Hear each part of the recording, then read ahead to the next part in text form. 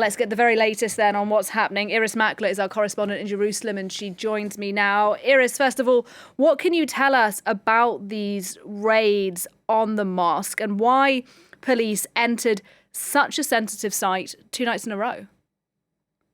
Yes, this is the second night in a row when we did see Israeli police inside the Al-Aqsa Mosque. From the video that I've seen uploaded to social media, it was not as violent as Tuesday night when those images of Palestinian worshippers being beaten inside the mosque went viral. They led to protests in Jordan, in Turkey, inside Israel as well last night, to calls for de-escalation from Western leaders, Arab leaders, and a referral to the United Nations Security Council, which is today for the fourth time holding its fourth emergency session this year on events relating to Israel-Palestine. There is also added friction with Gaza. As you have said, Tuesday night, there were rockets coming in, there were Israeli airstrikes in Gaza. Then again, we saw anti-aircraft missile actually coming across, but no injuries caused this morning. I think perhaps crucially from the point of view of Israeli police, Israeli Jews who wanted to go up to the Al-Aqsa Mosque compound on today, this morning, the first day of Passover, did so.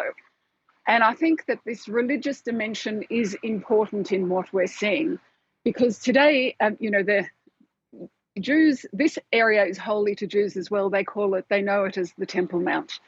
And when Ramadan and Passover fall together, coincide as they do this year, there is inevitably friction. And I think that's this religious dimension does play a part in what the escalation we're seeing now. Indeed, it's Passover at the moment, it's Ramadan, it'll also be Easter this weekend. So does that make it more likely, do you think, that we will see an escalation in the violence in the coming days?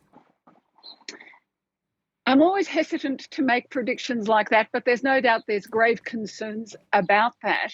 It's been a relatively peaceful Ramadan, which was confounding all expectations. Hundreds of thousands of Muslim worshippers came to Al-Aqsa, prayed peacefully and left peacefully on the first 2 Fridays of Ramadan. But this Israeli raid, they say to remove Palestinians who had barricaded themselves inside the mosque. It's just too similar to the events of 2 years ago, which led to a war in Gaza. You'll remember, Nadia, because we spoke about it so often then. It was, once again, then as now, Israeli raids into Al-Aqsa during a time when Ramadan and Passover coincided. And I think that because of that, the fears here are very grave. Irris Makler, live in Jerusalem. Thanks very much indeed for your update on that story.